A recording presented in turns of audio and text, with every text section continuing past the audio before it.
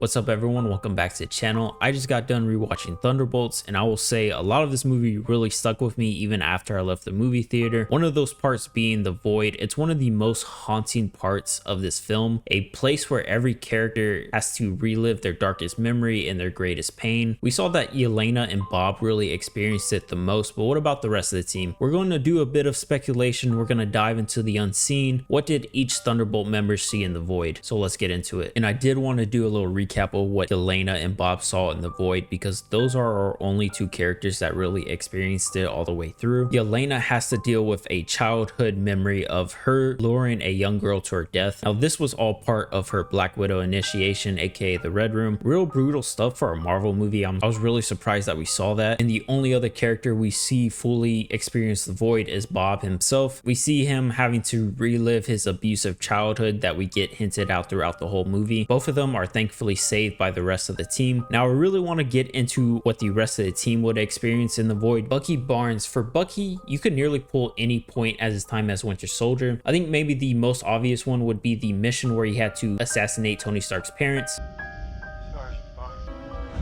Now we know Bucky wasn't in control, he was mind controlled by Hydra to do so, but in Falcon and the Winter Soldier, we know Bucky is still dealing with those memories, pain, and trauma. I could really see the void taking advantage of all that. It would be hard to see Bucky relive all those events, especially with the context that that's Tony's parents and he can't do nothing to stop his actions, and having to relive that over and over again would be really hard. But honestly, Bucky has a long list of nightmares to choose from.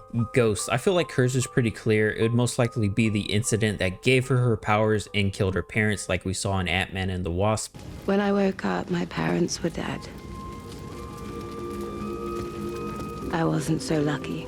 They call it molecular disequilibrium. A rather dull name, I think. Doesn't quite do justice to what it means.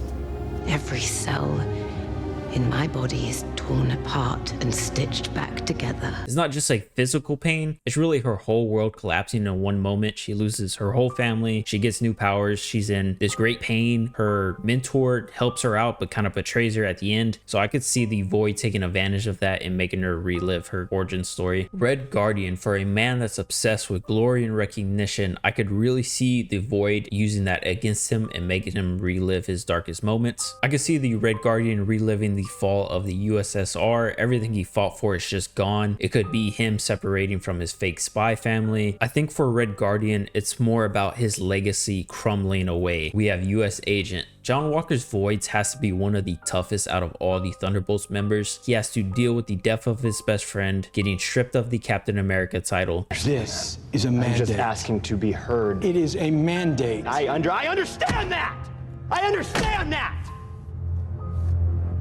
I lived my life by your mandates. I dedicated my life to your mandates. He takes super soldier serum just to get his ass kicked. His wife is leaving him. I think one of the hardest parts that he's watching his identity fall apart. Everything he was is basically just dissolving away, and I could see the void just using that against him over and over again, having to relive all those moments. And I think that's what makes the concept of the void so interesting. It's just not a generic nightmare realm. It's really personal. It targets your deepest wounds. I would love to see Marvel use this in future projects like Doomsday, because we know Sentry's going to be a part of them.